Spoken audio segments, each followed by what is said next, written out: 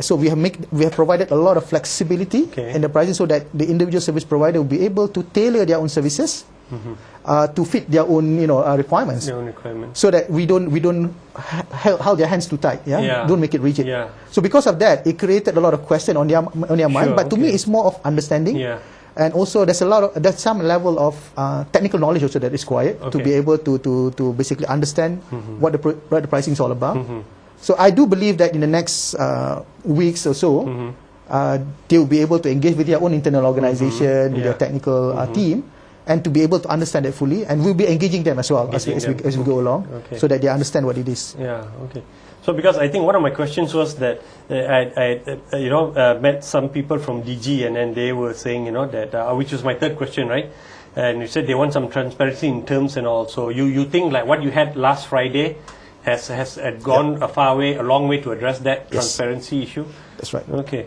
In fact, we have announced it before even our launch. So everybody is on the all level playing field. Basically, it's all the same. Okay. But I guess what is your definition of value add? And I know Zam has mentioned it a few times, but some people are still not clear because they worry that your definition of value add will suit your competitive needs, especially with you also coming up with your own IPTV channel. So it's like I always use this analogy. I don't know whether it's very appropriate. My analogy is this: back 30 years ago, probably 30, 40 years ago, Malaysia used to have single lane highways, right? One lane highway going to provide our transportation needs, right? And those days, there's not many traffic going using the highway, and commerce activities also not that heavy. So as such, I mean, the activities and the traffic is not that heavy. As the country progresses, as the economy become better, you can see the traffic increases. You can see more cars. More big trucks carrying goods, connecting or bringing goods from factories to shops or whatever. Commerce activities has facilitated the growth of the traffic, right? And because of that, it necessitated us to create big lane highways, right? Because big lane highways will carry all this big traffic to pass through the highway, right? Similarly, for broadband, it's the same to me. Back then, we had all the single lane highway, which is basically, I wouldn't call it narrowband, but they are broadband, but it's not big enough. As the internet progresses, as the economy also improves, and more needs for this bandwidth, is there, it necessitates for us to widen this, and hence why we have HSBB.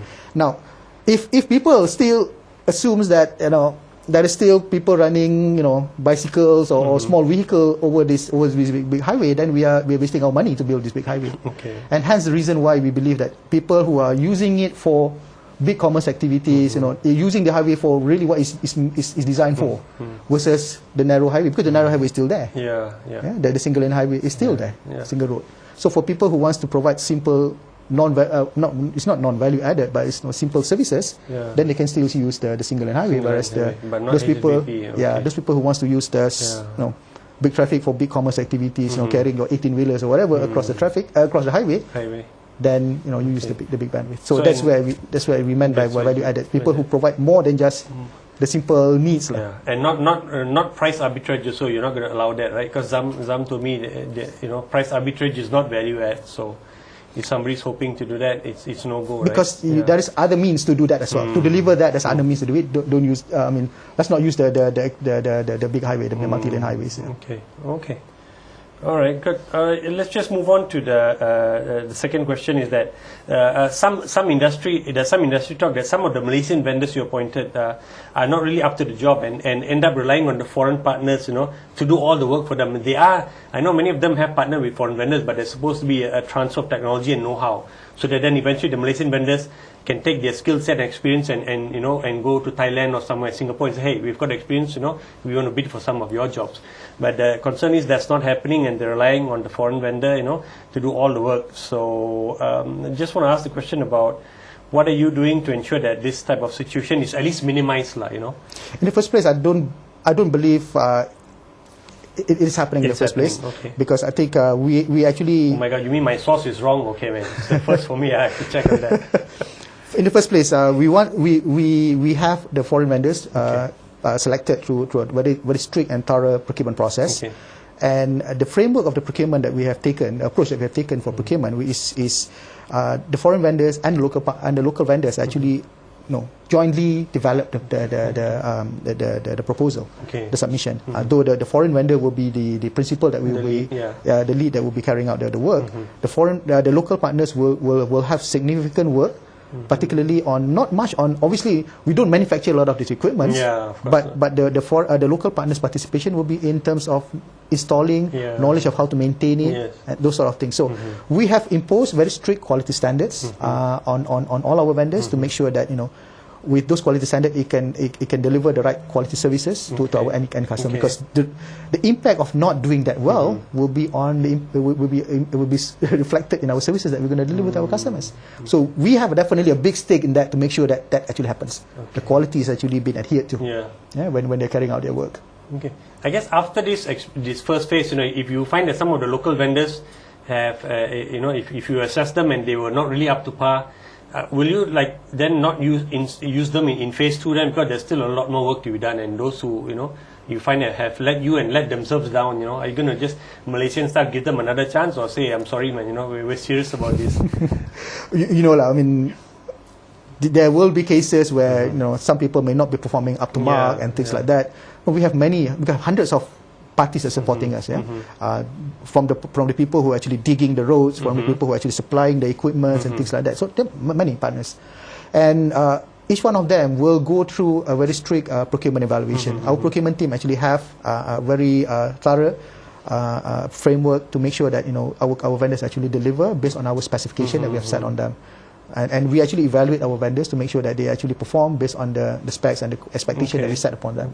So we do have our vendor evaluation process in place, and those vendors that doesn't live up to the mark, so obviously we need to take the necessary action against that. Okay. I'll give you a break and not press you on that, what that necessary action is. But okay, let's move on to the network itself, right? I mean, besides the network, what's the latest with your IPTV strategy? IPTV is something that we intend to do as part of a triple play offering. At this point in time, at this juncture, I think it's a bit too premature for me to disclose anything until we are nearer to the launch date, and we will be able to disclose more details on that. But at this point in time, it's safe to say that it is part of our offering, and it's something that we will share as we get closer to the launch date. I mean, I had a chat with Jeremy Kong at at your Raya open house. Yep. And, that was some time back. Sometime back. But I'm a very forgetful person, but when it comes to some important things, I remember them. So, and what struck me was that I told him about, how you're going to get the good content, because it's all locked in with, Astro and some others. And he mentioned one example of Mind Your Language, and he said, don't you think people would find that interesting, so that leads me to believe that you're going to go for a lot of these, old, maybe a mixture, some old recycle, I wouldn't say recycle, but old classics, right?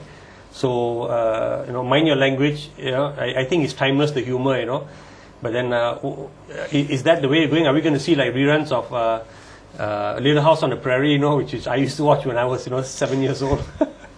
I think that's an interesting concept. You refer to the concept of long tail, basically. Long tail, yeah. But this is something that I cannot disclose at this point in time. I don't think it's fair for me to share until we are closer to the launch date. But again, concepts are interesting. So we have the capability, we have the technology to do approaches like that.